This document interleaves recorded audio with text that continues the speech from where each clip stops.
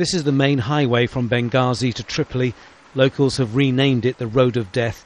Here lies the remains of Gaddafi's military offensive strewn over 80 kilometres. He sent it to strike fear into Libya's second city. It was destroyed by NATO planes as it retreated.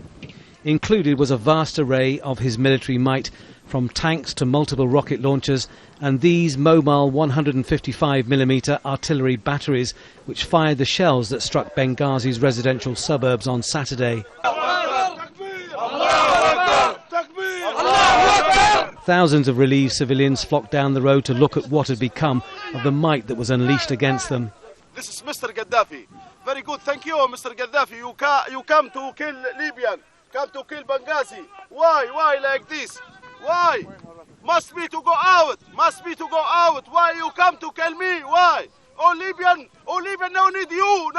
Go. Some of the vehicles were unrecognisable. The power of the aerial attack so vicious that it was hard to imagine that anyone could have survived.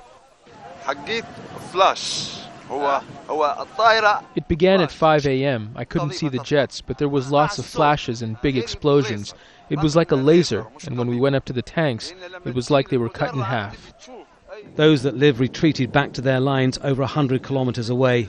Gaddafi's forces have lost a lot of tanks and heavy armour in the last 2 days, but they still have plenty more. They are vulnerable to attack from the air, but on the ground they're still a force to be reckoned with.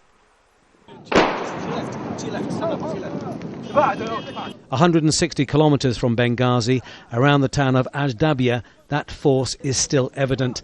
Men loyal to Gaddafi are still in control of most of the town, and their superior firepower is keeping the rebels back. There have been many casualties. I can't estimate the number.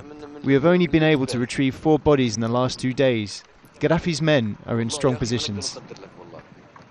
Opposition forces say the civilians trapped in the town are under threat and in danger. It's impossible to find out exactly what's going on.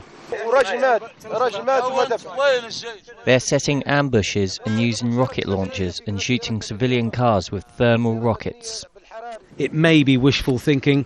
Combat in Libya has a habit of going backwards as much as it goes forwards. Fighter jets could be heard overhead, and rebels said they made at least 2 attacks around the town. There is, however, no independent corroboration.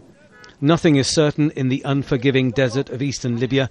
Front lines can move like sand in the wind, but Libyans are realising what this fight means. All the guys is coming here is Libyan. As cousins, we brothers, man. We east and west and south of Libya. It's freedom. Just we fighting for freedom, people, for Libyans. All this, my brothers here. The battle for Libya seems to be heading for the long haul, and even if the international community is not prepared to stay for the duration, the rebels are. They have no choice. Tony Birtley, Al Jazeera, near Ajdabiya, eastern Libya.